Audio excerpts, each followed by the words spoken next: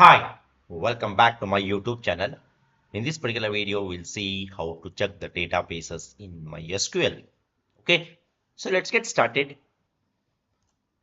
So we have already opened the MySQL workbench, and if we want to check the databases which are already created, okay, so we'll see like how we can check those databases which are already created. Okay, so there is one simple command which I'm going to show you. So through that command or the query, you can just check what are the databases which are already created. Okay, so let's get started. Suppose if you want to check the databases which are already there.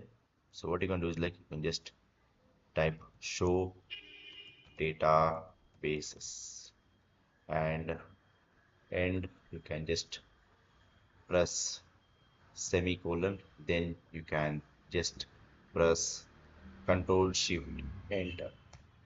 Okay, so once you press Control Shift Enter, you can see the databases which are already created. Okay, but never forget to put the semicolon at the end of the query, because if you don't put the semicolon at the end of the query, there is a chances that you will be getting the error. Okay.